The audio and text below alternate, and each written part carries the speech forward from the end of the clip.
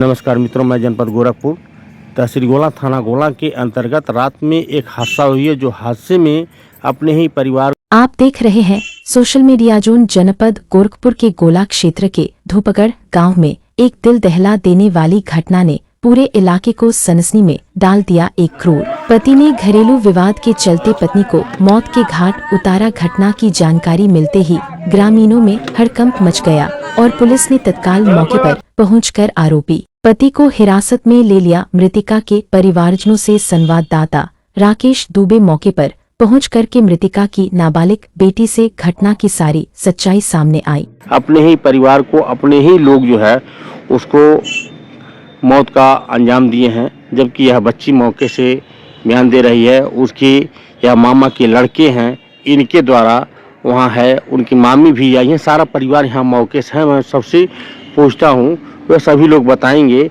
सबसे पहले हम आते हैं इस लड़की के साथ जो घटना घटी, तो लड़की सारी बात बताएगी। क्या है बेटा, क्या नाम है आपका? अंकिता यादव। अंकिता यादव।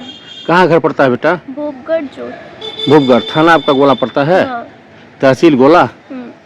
क्या हुआ आपके साथ, क्या हादसा हुआ? जैसे मैं कॉलेज से पर है, लेकिन परिजन ही उसमें जो है मृत के मारने के में है। जो मरी है उसकी मृतका की यह एक बच्ची है, और बच्ची लमसम 14-15 साल का समथिंग एज हो जा।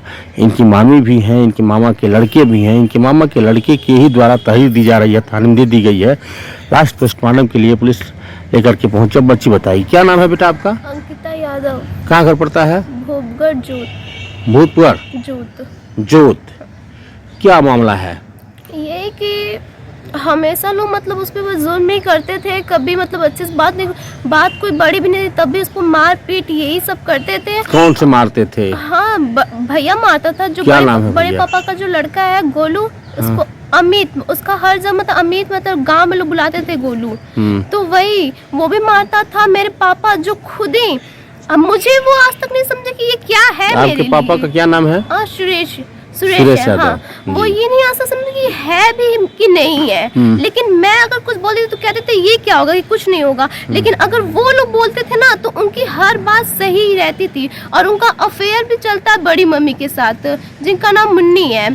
और उनके पति जो है वो थाईलैंड रहते हैं, वो उमेश। वो भी जब भी कॉल करते, मैं जब भी सुनती थी तो वो बस मेरी माँ को गाली देते थे। और ये अब तो ये भी बोले थे कि मैं अब आऊँगा तो मैं मुझे अच्छी तरह से बताऊँगा कि रहा कैसे जाता है।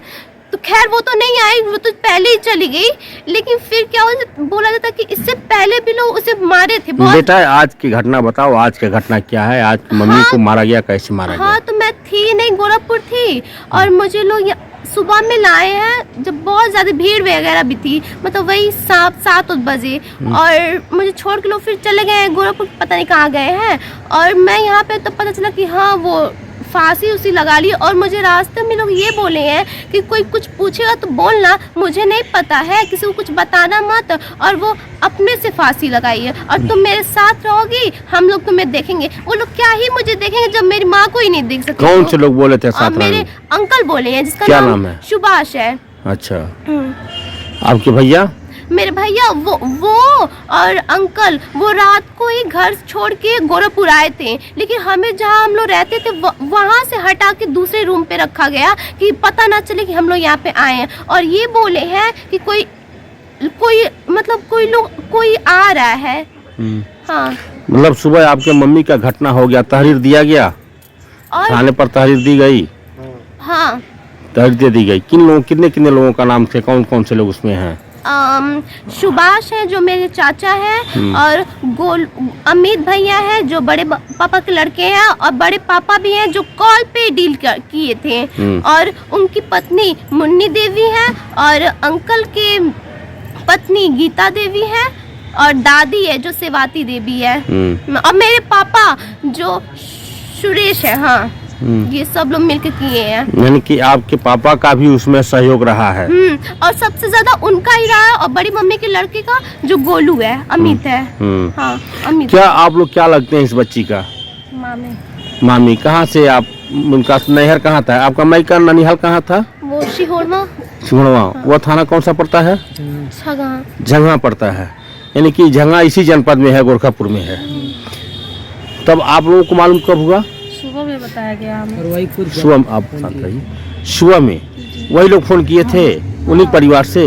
आप क्या हैं? आप भी उनकी बच्ची की मामी हैं, आप इनकी माँ की बुआ हैं, जो मरी हैं उनकी बुआ हैं। नहीं हुआ। आपको कब पता चला? और सुबह में फोन किया था तब जानी है आप। उसके बाद आई हैं तो आप लोगों के सामने लाश उस पुलिस लेकर गई है। पुलिस हम उनके सामने सब कुछ पे जांच पड़ताल। पुलिस आपको यहाँ रोकी है किस मामले में? हम लोग थाने पे आए हैं। थाने पर तहरीर देने के लिए। मुलजिम कुछ गिरफ्तार हैं, कुछ पकड़े गए हैं कि नहीं? हम लोग का सुना तो नहीं जा रहा है ना, बल्कि उनके फेवर में ही लोग बोल रहे हैं। आपके द्वारा जिन लोगों का आपने नाम बताया, परिवार के कुछ लोग उसमें आए हैं, थाने पर बैठाए गए हैं कि नहीं? आए हैं। कौन कौन से लोग? कौन कौन है यहाँ पे थाने पे? बड़ी मम्मी है और बड़ी मम्मी है और चाची जो गीता देवी है। चाचा जो नहीं।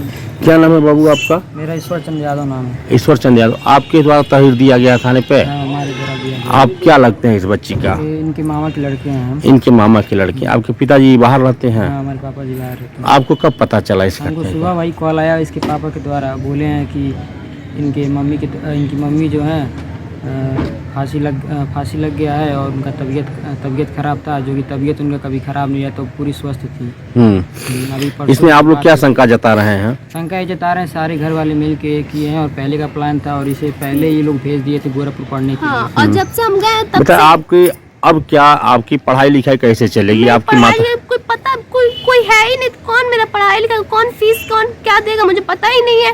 मेरे फ्यूचर का क्या होगा मुझे पता ही नहीं है। अभी आपके पापा भी आपसे नहीं, वो कोई लगाव नहीं रखते, मतलब उनके लिए हम है ही नहीं, होके भी नहीं है। वो हमारी बात नहीं सुनते, लेकिन बड़ी मम्मी के लड़के बोल दे या फिर फैमिली में कोई भी बोल दे तो उनकी बात वो सही होती है, हमारे लिए कुछ नहीं है। वो बस ये समझते हैं। तहरीर हो गया है, तारीफ हो गया, लेकिन सर सुनवाई कुछ नहीं हो रहा है। और अभी आपको ये पहले और अंकल मेरे फ्यूचर का हर चीज जो भी जिम्मेदारी मुझे चाहिए। अगर प्रॉपर्टी के लिए तो मुझे हिस्सा चाहिए। आपके पिता का जो अंश बनता हाँ, है, मुझे हिस्सा, क्योंकि प्रॉपर्टी की तो बात हुई, प्रॉपर्टी के लिए तो ये सारा हुआ है। अगर माँ नहीं रहती तो मुझे कोई हिस्सा देता भी नहीं, उसी लिए तो हुआ है जो भी होना था।